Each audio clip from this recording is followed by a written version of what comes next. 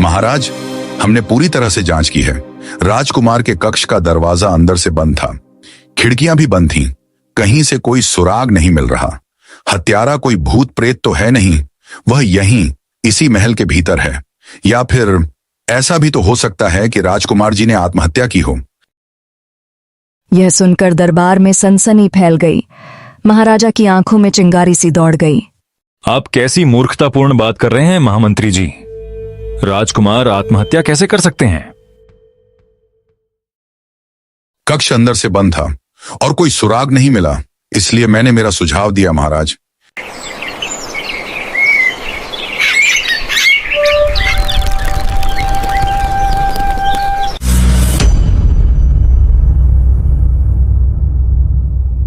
एक समय की बात है, मायापुरी नामक राज्य में महाराज विक्रम सिंह राज करते थे।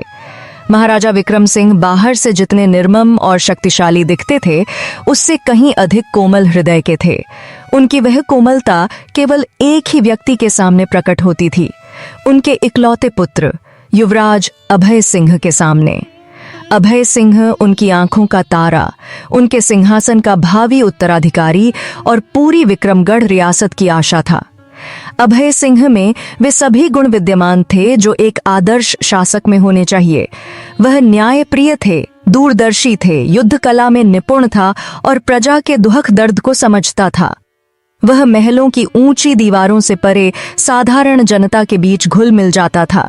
यही कारण था कि न केवल महाराजा नहीं, बल्कि पूरी प्रजा उसे अपना भाग्य विधाता मानती थी।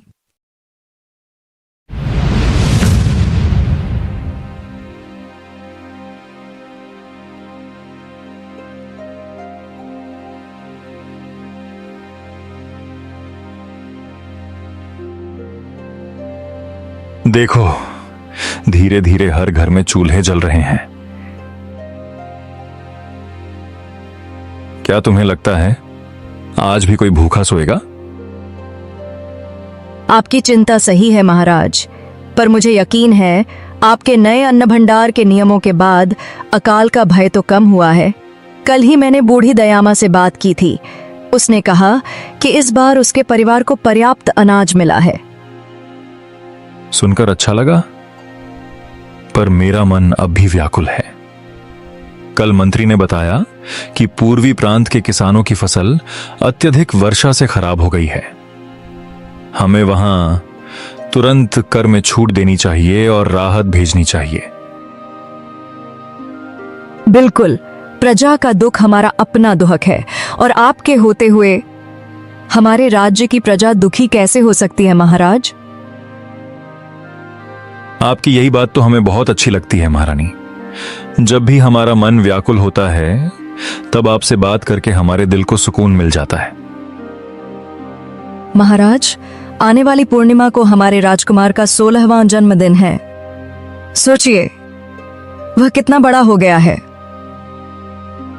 हाँ प्रिय, ऐसा लगता है कल ही की बात है जब वह छोटे छोटे कदमों से चलना सीख रहा था और आज वह तलवारबाजी में गुरुजी को चुनौती दे रहा है।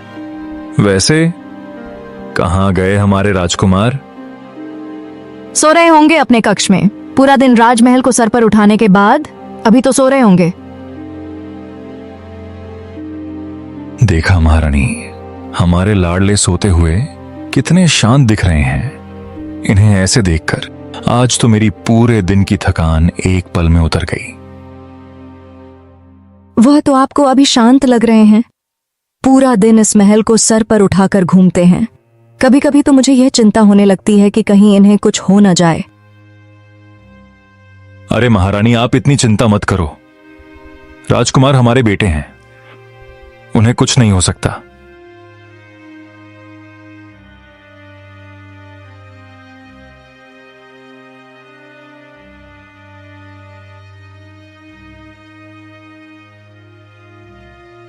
आज बहुत देर हो गई तुम्हें। सूरज ढले कब के हो गए। माथे पर इतनी सिलवटें क्यों हैं? कहीं महल के काम में कोई तकलीफ तो नहीं हुई? तकलीफ? माया, तकलीफ तो वही है जो हर रोज है। आज महाराज के अस्तबल की सफाई करते करते कमर टूट सी गई। वहां के घोड़े तो हमारे बैलों से भी ज्यादा खाते हैं। पता है तुम्हारा दर्द। भगवान पर भरोसा रखो। भगवान ने चलने की ताकत दी है। कुछ न कुछ तो कमा लेंगे। उस साल की मत याद दिलाओ छाया। वो सूखा, वो टिड्डी दल, सारी मेहनत, सारी उम्मीद सब मिट्टी में मिल गई। जिस खेत को देख देख कर सपने बुना करते थे, आज वहीं बंजर पड़ा है। और मैं दूसरों के घोड़ों का गोबर साफ करने को मजबूर हूं।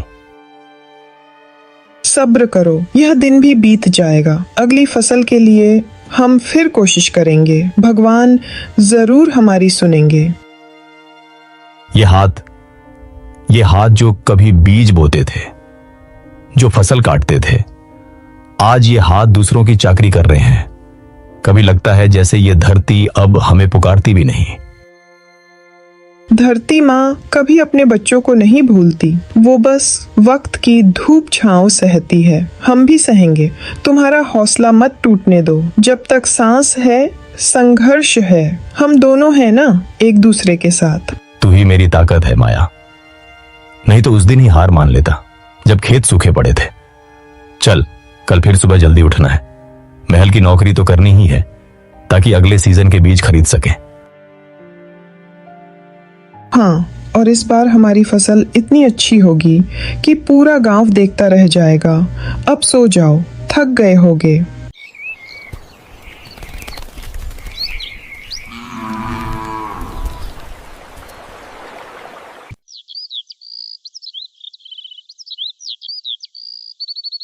अरे, मैंने सुना है कि राजकुमार का जन्मदिन आ रहा है।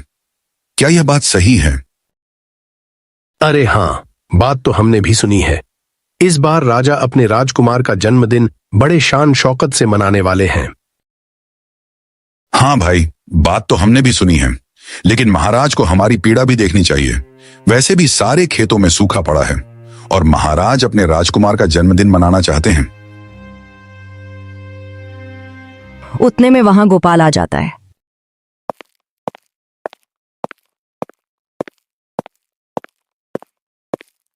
अरे देखो, गोपाल राजमहल की ओर जा रहा है। चलो उसी से पूछ लेते हैं कि यह बात सही है या नहीं। अरे गोपाल भाई, हमने सुना है कि राजा अपने राजकुमार का जन्मदिन बड़ी शान शौकत से मनाने वाले हैं इस बार। अरे भाई, मुझे कैसे पता होगा? मैं तो वहां मजदूरी करने जाता हूं। अभी राजा और बड़े मंत्री क्या फैसला लेते हैं, वो थोड़ी ना मुझे बताएंगे। इतना बोलकर गोपाल राजमहल की ओर चला जाता है। थोड़े दिन बीतने के बाद पूर्णिमा का दिन आता है। राजमहल में भव्य तैयारी की जाती है और राजमहल को पूरी शान शौकत से सजाया जाता है और राजकुमार का जन्मदिन पूरी भव्यता से मनाया जाता है। यह वह रात थी जब आकाश में चंद्रमा भी किसी अज्ञात आशंका से डूबा हुआ प्रतीत हो रहा था। महल में एक उत्सव चल रहा था, युवराज अभय सिंह का जन्मदिन। अचानक एक चीख ने सारे उल्लास को मौन में बदल दिया। यह चीख राजकुमार के आवाज से आई थी। महाराजा विक्रम सिंह अपना संतुलन खो बैठे। वह अपने अंगरक्षकों के साथ दौड़ते हुए राजकुमार के कक्ष में पहुंचे। अभय सिंह अपने खून से लथपथ बिस्तर पर पड़ा था। उसके सीने में एक लंबा सा खंजर घोंपा हुआ था। महाराजा का संसार उनके सामने ही टूटकर बिखर गया। वह पुत्र के शव से लिपटकर विलाप करने लगे। अरे, ये क्या हो गया मेरे लाल को? किसने तुम्हारी ये हालत कर दी?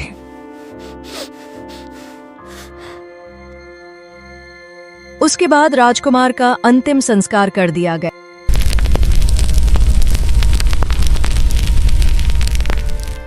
और पूरे राज्य में शोक छा गया। अगले कुछ दिन विक्रमगढ़ रियासत के लिए नरक से कम नहीं थे।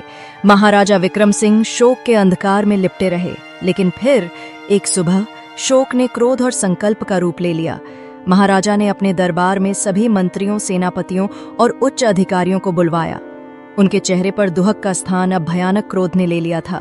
दरबार में सन्नाटा पसरा हुआ था। तभी मेरे पुत्र की हत्या एक सुनियोजित षड्यंत्र है। यह केवल एक पिता का नहीं, बल्कि पूरी रियासत के राजकुमार की हत्या है। और मैं, महाराजा विक्रम सिंह, आज यह शपथ लेता हूं कि जिसने भी यह कुकर्म किया है उसे मैं जीवित नहीं छोड़ूंगा। मुझे संदेह है कि यह काम इसी महल के किसी व्यक्ति का है। कोई बाहरी व्यक्ति इतनी सावधानी से महल की सुरक्षा को चकमा देकर राजकुमार की हत्या नहीं कर सकता। महल के कोतवाल वीर बहादुर सिंह आगे बढ़े। महाराज, हमने पूरी तरह से जांच की है। राजकुमार के कक्ष का दरवाजा अंदर से बंद था, खिड़कियां भी बंद थीं। कहीं से कोई सुराग नहीं मिल रहा। हत्यारा कोई भूत प्रेत तो है नहीं, वह यहीं इसी महल के भीतर है। या फिर ऐसा भी तो हो सकता है कि राजकुमार जी ने आत्महत्या की हो। यह सुनकर दरबार में सनसनी फैल गई। महाराजा की आंखों में चिंगारी सी दौड़ गई। आप कैसी मूर्खतापूर्ण बात कर रहे हैं महामंत्री जी? राजकुमार आत्महत्या कैसे कर सकते हैं? कक्ष अंदर से बंद था और कोई सुराग नहीं मिला, इसलिए मैंने मेरा सुझाव दिया महाराज। तो ठीक है, अगर हत्यारा हमारे बीच ही है और वह हमारी नजरों से बच नहीं सकता, तो उसे ढूंढना हमारा धर्म है।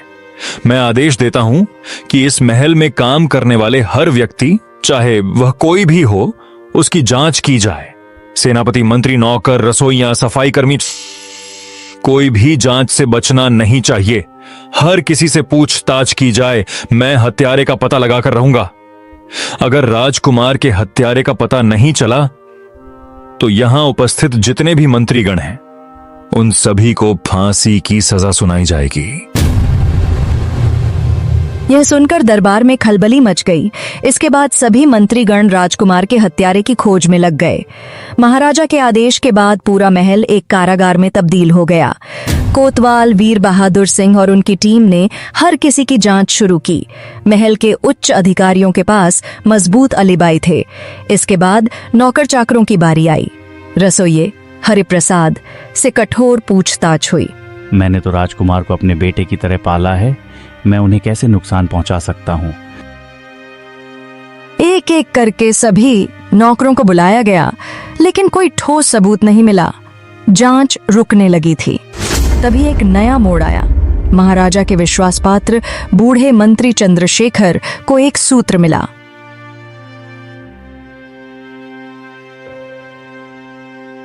महाराज, मेरी जानकारी के अनुसार राजकुमार अभय सिंह का एक व्यक्ति से विशेष संबंध था। वह थी महल की युवा नर्तकी माधवी। संभव है कि इस प्रेम प्रसंग के कारण किसी को ईर्ष्या हुई हो या कोई राजनीतिक कारण हो। माधवी को तुरंत बुलवाया गया। महाराज, मैं उनकी हत्या क्यों करती? वह मेरे जीवन की एकमात्र खुशी थे। उनके बिना मेरा जीवन अधूरा है। माधवी ने एक महत्वपूर्ण बात बताई। उस रात जब मैं अपने कक्ष में सो रही थी, मैंने एक झलक देखी थी।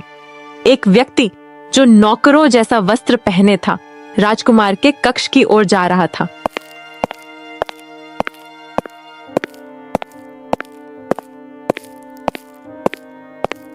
चेहरा साफ नहीं दिखा, पर उसके बाएं हाथ पर एक खास निशान था, जैसे किसी जलने का दाग। इस जानकारी पर सभी नौकरों की दोबारा जांच हुई। आखिरकार नजर पड़ी एक शांत मेहनती नौकर गोपाल पर। उसके हाथ पर वैसा ही जला हुआ दाग था। गोपाल ने बताया कि यह रसोई में तेल छींटने से हुआ था। कुछ दिन बाद एक और सबूत मिला। राजकुमार के कक्ष की सफाई के दौरान कागज का एक टुकड़ा मिला जिसमें गुप्त कोड था। कल रात, पूर्णिमा की रात, बगीचे के पीपल के पेड़ के नीचे।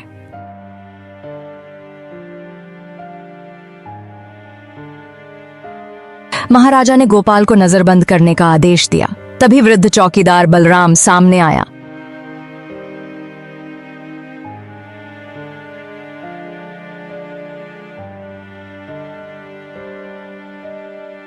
मैंने सोचा शायद राजकुमार ने उसे बुलाया होगा, लेकिन अब सोचता हूं तो गोपाल के चेहरे पर अजीब सी बेचैनी थी। वह हमेशा जैसा शांत नहीं था।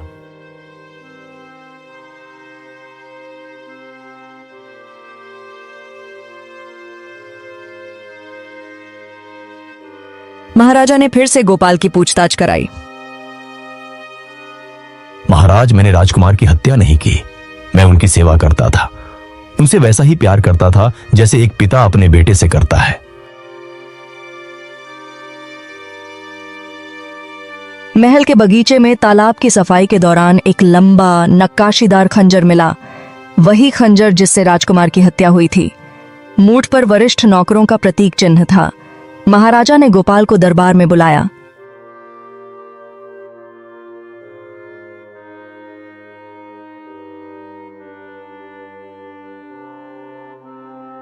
गोपाल, अब क्या कहेगा तू? यह खंजर तेरे परिवार के प्रतीक चिन्ह वाला है। तू ही वह हत्यारा है जिसने मेरे बेटे, मेरे राजकुमार की हत्या की। लंबे सन्नाटे के बाद गोपाल ने सिर उठाया। हाँ महाराज, यह खंजर मेरा है, और हाँ, राजकुमार अभय सिंह की हत्या मैंने ही की है। लेकिन क्यों किया तूने ऐसा? मैंने तुझे कभी कुछ नहीं कहा, तेरे परिवार को सम्मान दिया। तूने मेरे बेटे को क्यों मारा? गोपाल ने अपनी कहानी शुरू की। महाराज, आप सही कह रहे हैं, प्रिय से रहे। आपने हमेशा मेरे परिवार के साथ अच्छा व्यवहार किया। राजकुमार भी मेरे लिए बेटे समान थे। लेकिन एक बात है जो आप नहीं जानते। मेरा एक बेटा था, अनूप।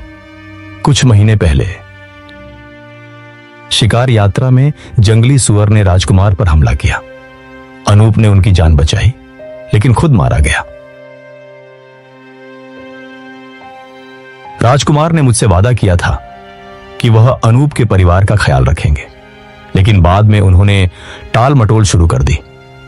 उस रात मैंने उनसे फिर बात की। उन्होंने कहा, गोपाल, तुम एक नौकर हो। नौकरों को राजकुमारों से मांगने का हक नहीं है। तुम्हारे बेटे ने अपना कर्तव्य निभाया है, बस। गोपाल की आवाज दर्द से कांपने लगी। यह सुनकर मेरा दिल टूट गया। मेरे बेटे ने अपनी जान दे दी और उसे सिर्फ कर्तव्य कहा गया। गुस्से में मैंने वह खंजर निकाला और मैंने वह कर डाला जिसका मुझे उम्र भर पछतावा रहेगा। महाराजा विक्रम सिंह का क्रोध धीरे धीरे शोक और निराशा में बदल गया।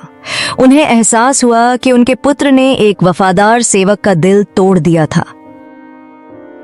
गोपाल, तेरा दर्द समझ में आता है। एक पिता होने के नाते मैं तेरे घाव महसूस कर सकता हूं, लेकिन तूने मेरे पुत्र की हत्या की है, न्याय अपने हाथ में ले लिया। इसलिए मैं तुझे मृत्युदंड का आदेश देता हूं।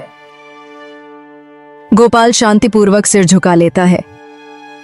महाराज, मैं अपनी सजा स्वीकार करता हूं। बस एक विनती है, कृपया मेरे पोते और बहू का ख्याल रखिएगा। यही मेरी अंतिम इच्छा है। गोपाल को फांसी दे दी गई। इस पूरे घटनाक्रम ने महाराजा विक्रम सिंह को भीतर तक बदल दिया। उन्हें समझ आया कि पद और अहंकार एक परिवार ही नहीं, पूरा साम्राज्य बर्बाद कर सकता है। कहानी अच्छी लगी हो तो वीडियो को लाइक करें, शेयर करें और चैनल को सब्सक्राइब करें। तो मिलते हैं अगली कहानी में। तब तक के लिए बाय बाय।